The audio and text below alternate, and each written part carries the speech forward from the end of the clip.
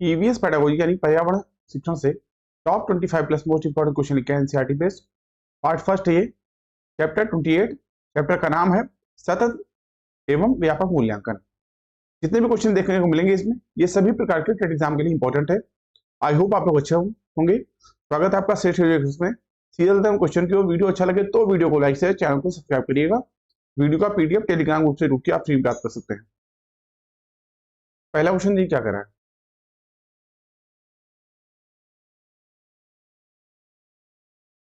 8 विद्यार्थियों के 5 समूह में से प्रत्येक समूह ने वन्य जीवों के संरक्षण के लिए लघु नाटिका प्रस्तुत की। उनके पर्यावरण अध्ययन की अवधारणाओं की समझ और सृजनात्मक अभिव्यक्ति का सर्वाधिक उपयुक्त आकलन किया जा सकता है। बी ऑप्शन आपका राइट होगा। प्रत्येक समूह ने वन्य जीवों के संरक्षण के लिए लघु नाटिका प्रस्तुत की। उनके पर्यावरण अध्ययन की अवधारणाओं की समझ और सृजनात्मक अभिव्यक्ति का सर्वाधिक उपयुक्त आकलन पर्यावरण अध्ययन संप्रत्तियों की प्रस्तुति एवं समझ के आकलन के लिए रूब्रिक्स द्वारा किया जा सकता है। रूब्रिक्स एक ऐसा उपकरण है जिसका उपयोग शिक्षक लिखित कार्य, परियोजनाओं, भाषणों तथा विभिन्न प्रकार के असाइनमेंट का आकलन करने के लिए करते हैं। बी ऑप्शन आपका राइट है। अगला क्वेश्चन, एक ईवीएस शिक्षक एक आकलन उपकरण का उपयोग करता है जो न केवल सबसे अच्छा बल्कि एक समय में बच्चे के सभी प्रकार के कार्य या गतिविधियों को एकत्र करता है। शिक्षक उपयोग कर रहा है। बी ऑप्शन आपका राइट होगा, पोर्टफोलियो। एक ईवीएस शिक्षक एक आकलन उपकरण का उपयोग करता है जो न केवल सबसे अच्छा बल्कि एक समय में सबसे अच्छा जो है एक समय में बच्चे के सभी प्रकार के कार्य या गतिविधि को एकत्र करता है। इसमें शिक्षक पोर्टफोलियो का उपयोग कर रहा है। विद्यार्थियों द्वारा संपन्न कार्यों का उद्देश्यपूर्ण व्यवस्थित संकलन जो विद्यार्थियों के उत्तम प्रयासों को दर्शाता है, छात्र पोर्टफोलियो कहलाता है। बी ऑप्शन आपका राइट। अगला क्वेश्चन, निम्नलिखित में से कौन सा साधन पर्यावरण अध्ययन के विद्यार्थी के आकलन के लिए गुणात्मक आंकड़ों को इकट्ठा कर सकता है? ए ऑप्शन आपका राइट होगा। पर्यावरण अध्ययन के विद्यार्थी के आकलन के लिए गुणात्मक आंकड़े को इकट्ठा करने के लिए दृष्टांत अभिलेख सर्वाधिक उपयुक्त साधन है। इसे उपाख्यानात्मक रिकॉर्ड भी जो है कहते हैं, जिसमें एक विशिष्ट व्यवहार या बातचीत के बाद वर्णन दर्ज किया जाता है। ये ऑप्शन राइट होगा। अगला क्वेश्चन, श्याम ने ऑनलाइन कक्षा के दौरान अपने अध्यापक को बताया कि कोविड लॉकडाउन के दौरान उसके पापा ने उसको पड़ोस के गरीब बच्चों को भोजन खिलाने के लिए कहा। श्याम का यह व्यवहार निम्नलिखित में से सहशैक्षिक पक्ष का आकलन करने वाले किस उपकरण में दर्ज किया जाएगा? सी ऑप्शन आपका राइट होगा। तो श्याम ने ऑनलाइन कक्षा के दौरान अपने अध्यापक को बताया कि कोविड लॉकडाउन के दौरान उसके पापा ने उसको पड़ोस के गरीब बच्चों को भोजन खिलाने के लिए कहा। श्याम का यह व्यवहार वृत्तांत रिकॉर्ड से सहशैक्षिक पक्ष का आकलन करने वाले उपकरण में दर्ज किया जाएगा। अगला क्वेश्चन, विद्यार्थियों द्वारा पर्यावरण अध्ययन के सीखने का गत्यात्मक, समग्र तथा अनुभवात्मक प्रकृति का उत्तम आकलन किया जा सकता है। सी ऑप्शन आपका राइट होगा। विद्यार्थियों द्वारा पर्यावरण अध्ययन के सीखने का गत्यात्मक, समग्र तथा अनुभवात्मक प्रकृति का उत्तम आकलन विश्वसनीय आकलन युक्तियों द्वारा किया जा सकता है। आकलन का अभिप्राय अंतिम निर्णय से नहीं बल्कि यह एक प्रक्रिया है जिसके द्वारा विभिन्न परीक्षण आंकड़ों के मध्य तुलना की जाती है। आकलन का उद्देश्य सीखने के दौरान बच्चों की उपलब्धि की गुणवत्ता को परखना होता है। अगला क्वेश्चन, निम्नलिखित में से कौन सा शैक्षिक उद्देश्य ऐतिहासिक स्मारक विषय के लिए विशिष्ट मापने योग्य और प्राप्य है? सी ऑप्शन आपका राइट होगा। छात्र गोलकुंडा किले के निर्माण में प्रयुक्त विभिन्न सामग्रियों को उनके उद्देश्य के आधार पर वर्गीकृत करेंगे। ऐसा शैक्षिक उद्देश्य ऐतिहासिक स्मारक विषय के लिए विशिष्ट मापने योग्य और प्राप्य है। स्मारक एक ऐसी संरचना है जो या तो विशेषता किसी व्यक्ति या महत्वपूर्ण घटना की स्मृति में बनाई गई या किसी सामाजिक तबके के लिए उसके अतीत की स्मृति के रूप में महत्वपूर्ण बन गई है। सी ऑप्शन आपका राइट होगा। अगला क्वेश्चन, निम्नलिखित में से कौन पर्यावरण अध्ययन का गुण नहीं होना चाहिए? डी ऑप्शन आपका राइट होगा। पर्यावरण अध्ययन का गुण एक विषय क्षेत्र नहीं होना चाहिए, जबकि पर्यावरण अध्ययन संदर्भित बाल केंद्रित एकीकृत विषय क्षेत्र होना चाहिए, क्योंकि पर्यावरण अध्ययन यानी ईवीएस प्राकृतिक और मानव निर्मित विश्व के व्यवस्थित अध्ययन को संदर्भित करता है। यह एक महत्वपूर्ण अनुशासन के रूप में प्रमुखता से उभरा है, जो प्राकृतिक पर्यावरण पर मानव गतिविधि के प्रभावों के बारे में चिंता को दर्शाता है। डी ऑप्शन आपका राइट होगा। अगला क्वेश्चन, निम्नलिखित में से कौन सा कथन इस परीक्षण का सर्वाधिक उपयुक्त उद्देश्य है?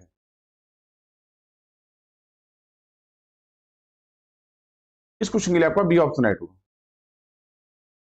परिवार एवं मित्र पाठ के पूर्ण होने पर चेतन विद्यार्थियों का इकाई परीक्षण लेने का निर्णय लेता है। इस परीक्षण का सर्वाधिक उपयुक्त उद्देश्य विद्यार्थियों की प्रगति का आकलन करना, विद्यार्थियों के अधिगम का आकलन करना, विद्यार्थियों की कठिनाइयों का निदान करना और अभिभावकों को विद्यार्थियों की प्रगति के बारे में बताना। बी ऑप्शन आपका राइट। अगला क्वेश्चन, डॉक्टर ब्यूमांट के प्रयोग विद्यार्थियों को वैज्ञानिकों की भूमिका समझने में सहायता करते हैं। नीचे लिखी वैज्ञानिक विधि को उपयुक्त क्रम में व्यवस्थित कीजिए। इस क्वेश्चन के लिए आपका डी ऑप्शन राइट होगा। दोस्तों, डॉक्टर ब्यूमांट के प्रयोग विद्यार्थियों को वैज्ञानिकों की भूमिका समझने में सहायता करते हैं। वैज्ञानिक विधि के उपयुक्त क्रम, परीक्षण करना, प्रश्न पूछना, परिकल्पना प्रस्तावित करना, अनुमान लगाना, अनुमान का परीक्षण करना, परिणामों को अंकित यानी रिकॉर्ड करना और निष्कर्ष निकालना। डी ऑप्शन आपको राइट होगा। अगला क्वेश्चन, एक प्राथमिक स्तर की अध्यापिका जलाभाव के विषय पर अपने कक्षा 4 के बच्चों को प्रभावपूर्ण तरीके से किस प्रकार आंकेगी? सी ऑप्शन आपको राइट होगा। प्राथमिक स्तर के बच्चों को जलाभाव के विषय में समझाने के लिए सबसे पहले उन्हें जल की महत्ता को और इसके दुरुपयोग से भविष्य में होने वाली परेशानियों अथवा समस्याओं के बारे में बताना होगा, ताकि जिससे वह अपने दैनिक जीवन में जल की बचत करना प्रारंभ करें। अगला क्वेश्चन, ईवीएस में प्रामाणिक एवं सार्थक शिक्षण दिया जा सकता है।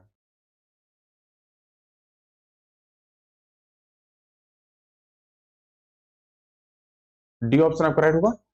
ईवीएस में प्रामाणिक एवं सार्थक शिक्षण वर्णन द्वारा वास्तविक संवाद और प्रयोगों के प्रक्रिया के द्वारा विद्यार्थियों का एक आकलन किया जा सकता है। इस हिसाब से डी ऑप्शन आपका राइट होगा। अगला क्वेश्चन, ईवीएस में सहपाठी आकलन है।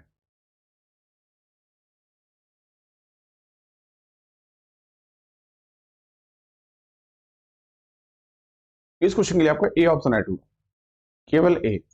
तो जो भी बच्चे अधिगम कर रहे हैं वे स्वयं के कार्य को आलोचनात्मक दृष्टिकोण से देखकर स्वयं की कमियों को जानने की कोशिश करते हैं और उन्हें दूर करने की भी कोशिश करते हैं। वे जो छात्र अपने सहपाठी छात्रों के अधिगम में प्रतिपुष्टि प्रदान करते हैं वे आकलन सहपाठी आकलन कहलाता है, जैसे सीखने के रूप में आकलन। ए ऑप्शन आपका राइट। अगला क्वेश्चन, एक ईवीएस के शिक्षक के लिए विद्यार्थियों के ईवीएस के ज्ञान का मूल्यांकन करने हेतु निम्न में से कौन सी पद्धति सही है? डी ऑप्शन आपका राइट होगा। शिक्षक द्वारा बनाए गए उपकरण जो उसके विद्यार्थियों, उसकी शिक्षण प्रणाली तथा स्थानीय प्रसंगों के अनुकूल हो। डी ऑप्शन आपका राइट होगा। अगला क्वेश्चन,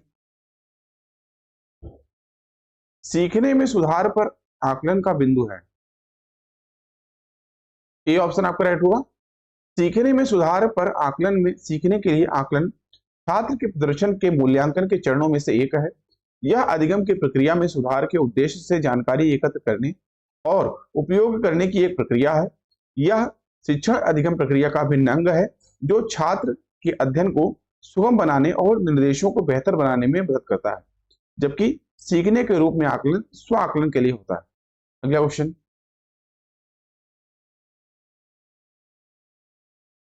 सीसीई के अनुसार पर्यावरण अध्ययन में आकलन संबंधित है। ए ऑप्शन आपका राइट होगा। तो सीसीई के अनुसार पर्यावरण अध्ययन में स्व आकलन सीखने के समान आकलन से संबंधित है। बच्चों के अपने विचार, अवलोकन की रिपोर्ट, स्वयं के अनुभव की अभिव्यक्ति, किसी बात के लिए तर्क, प्रयोग के बाद उसके परिणाम आदि ऐसे अवसर हैं जिनमें गुणात्मक रूप से बच्चों को स्वयं पता चलता है कि वे क्या सीख चुके हैं और क्या सीख रहे हैं। दोस्तों, सीखने में कहाँ कठिनाई आ रही, ये सब भी उनको पता चलता है। तो भारत में स्कूलों में मूल्यांकन के लिए लागू की गई एक नीति है जिसे 2009 में आरंभ किया गया। इसकी स्थापना शिक्षा के अधिकार के परिप्रेक्ष्य में आवश्यक हो गया था। इसका मुख्य उद्देश्य प्रत्येक छात्र को सीखने और समुचित विकास में मदद करना व सृजनशीलता को बढ़ावा देना है। छात्रों की व्यक्तिगत और विशेष जरूरतों को पता लगाना व छात्रों को सीखने में हो रही कठिनाइयों को दूर करने के लिए अध्यापन में उपयुक्त योजना बनाना है। ए ऑप्शन आपको राइट होगा। अगला क्वेश्चन, निम्नलिखित में से कौन पर्यावरण अध्ययन में बच्चों के आकलन के लिए सबसे कम उपयुक्त है? ए ऑप्शन आपका राइट होगा। पर्यावरण अध्ययन में बच्चों की आकलन के लिए बंद उत्तर वाले प्रश्न सबसे कम उपयुक्त होते हैं। एक मुक्त अंत वाले प्रश्न उन बंद अंत वाले प्रश्नों के विरोधाभासी होते हैं जिनका एकल या निश्चित उत्तर है। यह एक संक्षिप्त या एकल शब्द प्रतिक्रिया को प्रेरित नहीं करता। इस प्रकार के प्रश्नों में अतिरिक्त निष्पक्ष और कम से कम प्रमुख झुकाव भी होता है। आपको बता दें, वह प्रत्येक विचार या घटना के बारे में विभिन्न प्रकार के प्रश्न पूछता है तथा जब तक उसकी जिज्ञासा शांत नहीं होती, ज्ञान प्राप्ति के लिए व्याकुल रहता है, उसे सृजनात्मक प्रश्न कहते हैं। ये ऑप्शन आपका राइट होगा। अगला क्वेश्चन, निम्नलिखित में से क्या पर्यावरण अध्ययन में आकलन का संकेतक होना चाहिए? ये ऑप्शन आपका राइट होगा, सहयोग। पर्यावरण अध्ययन में आकलन का संकेत सहयोग यानी कोऑपरेशन होना चाहिए, जिससे बच्चों में सीखने के प्रति दायित्व बोध पनपता है। एनसीएफ 2005 के अनुसार पर्यावरण अध्ययन रटने के बजाय करके सीखने पर बल देता है। अगला क्वेश्चन, छात्रों द्वारा पूछे गए प्रश्न उनकी ईवीएस शिक्षा प्राप्ति का महत्वपूर्ण सूचक है, क्योंकि सी ऑप्शन आपका राइट होगा। छात्रों द्वारा पूछे गए प्रश्न उनकी ईवीएस शिक्षा प्राप्ति का महत्वपूर्ण सूचक है, क्योंकि प्रश्न छात्रों के ज्ञान के आकलन में मदद करते हैं तथा प्रश्न छात्रों को स्वयं की अभिव्यक्ति करने का अवसर प्रदान करते हैं। इसके अलावा प्रश्न छात्रों की सीखने के प्रति जागरूकता या जिज्ञासा का सूचक है। इसीलिए पाठ्यपुस्तक में क्रियाकलापों द्वारा बच्चों में अवलोकन क्षमता के लिए बाग बगीचे, तालाब के किनारे, प्रकृति भ्रमण पर ले जाने की जरूरत होती है। इससे उनमें अवलोकन के साथ साथ अन्य कौशलों का भी जो है विकास होता है। अगला क्वेश्चन, निम्न में कौन सा ईवीएस के मूल्यांकन में सामाजिक कौशलों का सूचक हो सकता है? सी ऑप्शन आपका राइट होगा। साझा करना तथा मिलकर कार्य करना ईवीएस के मूल्यांकन में सामाजिक कौशलों का एक सूचक हो सकता है। ईवीएस शिक्षण में साझा करना तथा मिलकर कार्य करना एक सक्रिय पद्धति है। आपसी सहयोग से विद्यार्थियों को पर्यावरण के किसी भी पहलू को अधिक गहराई से सीखने का अवसर मिलता है। इस प्रक्रिया में विद्यार्थी शिक्षण के केंद्र में होते हैं। विद्यार्थी कोई भी काम करके सीखते हैं। जब वे प्रोजेक्ट पर काम करते हैं तब वे ज्ञान रचते हैं। एनसीएफ 2005 के उद्देश्यों से यह भी एक जो है माना गया है। सी ऑप्शन राइट होगा। पर्यावरण अध्ययन का शिक्षण करते हुए पाठ का वह उपयुक्त स्तर जिस पर विद्यार्थियों का आकलन किया जाना चाहिए वह है। डी ऑप्शन आपका राइट होगा। पर्यावरण अध्ययन का शिक्षण करते हुए विद्यार्थियों का आकलन शिक्षण अधिगम के दौरान करने से उनकी सीखने में समस्याओं का तत्काल निदान संभव होता है। डी ऑप्शन राइट होगा। अगला क्वेश्चन, ईवीएस में आकलन का संकेतक है। ए ऑप्शन आपका राइट होगा। ईवीएस में आकलन का संकेतक चर्चा करना है। कक्षा में चर्चा करने से बच्चों की भाषा और सीखने की क्षमता का विकास होता है। तो माता पिता और देखभाल करने वाले बच्चों के साथ जितनी बातें करेंगे और उस पर ध्यान देंगे, बच्चा उतनी ही तेजी से सीखेगा। बातचीत इस प्रक्रिया में मुख्य भूमिका निभाती है, क्योंकि इससे छात्रों को उनके विचारों को स्पष्ट करने, वे क्या नहीं समझ सके यह बताने, प्रश्न पूछने, नए विचारों को जानने और शिक्षकों व सहपाठियों के साथ आपसी बातचीत के द्वारा नई बातें सीखने में मदद मिलती है। ये ऑप्शन आपका राइट है। अगला क्वेश्चन, निरंतर और व्यापक मूल्यांकन के अंतर्गत शैक्षिक और सह शैक्षिक संगठक शामिल है। निम्नलिखित में से कौन एक सह शैक्षिक संगठक है जिसे विद्यालय द्वारा मूल्यांकन करने की आवश्यकता है? डी ऑप्शन आपका राइट होगा। निरंतर और व्यापक मूल्यांकन के अंतर्गत शैक्षिक और सह शैक्षिक संगठक शामिल होते हैं, जिसमें सामाजिक दक्षता एक सह संगठक है जिसे विद्यालय द्वारा मूल्यांकन करने की आवश्यकता है। आधुनिक समय में जॉन डीवी तथा बागले आदि शिक्षा शास्त्रियों के अनुसार सामाजिक दक्षता का अर्थ सामाजिक कुशलता की प्राप्ति है और तदनुसार ही शिक्षा का मुख्य उद्देश्य है। डी ऑप्शन आपका राइट होगा। अगला क्वेश्चन, विद्यालय आधारित मूल्यांकन में प्राथमिकता किस सिद्धांत पर आधारित है? ये ऑप्शन आपका राइट होगा। विद्यालय आधारित मूल्यांकन मुख्य रूप से इस सिद्धांत पर आधारित है कि बाहरी परीक्षकों की अपेक्षा शिक्षक अपने विद्यार्थियों की क्षमताओं को बेहतर ढंग से जानते हैं। विद्यालय आधारित मूल्यांकन यानी आकलन एक सतत रूप से चलने वाली प्रक्रिया है जिसमें शिक्षार्थियों के अधिगम त्रुटियों की पहचान कर उसमें सुधार करने का प्रयास जो है लगातार किया जाता है। अगला क्वेश्चन, सरिता एक प्राथमिक विद्यालय में शिक्षिका हैं। पर्यावरण अध्ययन के एक कक्षा में पाठ पढ़ाने के बाद वे बच्चों से कुछ प्रश्न पूछती हैं। साथ ही वह यह भी कहती हैं कि पूछे गए प्रश्नों के उत्तर का सही गलत के रूप में आकलन नहीं किया जाएगा। यह इसलिए कहा गया है क्योंकि सी ऑप्शन आपका राइट होगा। सरिता एक प्राथमिक विद्यालय में शिक्षिका है। पर्यावरण अध्ययन की एक कक्षा में पढ़ाने के बाद वह बच्चों के कुछ प्रश्न पूछती हैं। साथ ही वे यह भी कहती हैं कि पूछे गए प्रश्नों के उत्तर का सही गलत के रूप में आकलन नहीं किया जाएगा।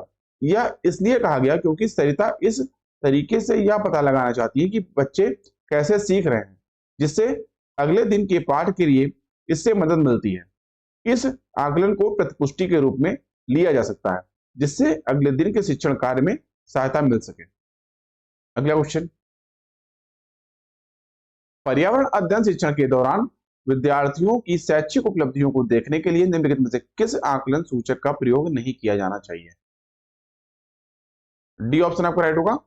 पर्यावरण अध्ययन शिक्षण के समय छात्रों की शैक्षिक कार्य प्रगति का मूल्यांकन तथा आकलन हेतु अवलोकन विधि का प्रयोग करना, चर्चा करना, प्रश्न करना और समान व्यवहार करना इत्यादि शामिल है। उपचारात्मक शिक्षण विधि इसमें सम्मिलित नहीं है, बल्कि उपचारात्मक शिक्षण विधि का उपयोग कक्षा शिक्षण में हो रही है, समस्याओं का निदान करने के लिए किया जाता है। डी ऑप्शन राइट होगा। अगला क्वेश्चन, और हमेशा की तरह आज का टेस्ट का क्वेश्चन इस वीडियो लेक्चर का आपके लिए, सतत एवं व्यापक मूल्यांकन यानी सीसीई का मुख्य उद्देश्य है विद्यालय में उपस्थिति के समय बालक के प्रत्येक पहलू का मूल्यांकन करना, विद्यालय में उपस्थिति के समय बालक की रुचि का मूल्यांकन करना, विद्यालय में उपस्थिति के समय बालक के ज्ञान एवं बोध का मूल्यांकन करना, विद्यालय में उपस्थिति के समय बालक के कौशलों का मूल्यांकन करना। कौन सा ऑप्शन राइट होगा आपको कमेंट करके बताना है। अभी के लिए इतना ही। आई होप आपको वीडियो अच्छा लगा। वीडियो अच्छा लगा हो दोस्तों तो चैनल को सब्सक्राइब करना ना भूलें, जिससे कि चैनल पे आने वाले सभी इंपॉर्टेंट वीडियो की नोटिफिकेशन आपको टाइम में मिलते रहे। इस वीडियो का पीडीएफ आप हमारे टेलीग्राम ग्रुप से फ्री प्राप्त कर सकते हैं। अभी की वीडियो को देखने के लिए आप सभी का धन्यवाद। मिलते हैं नेक्स्ट लेक्चर में। Thank you. जय हिंद।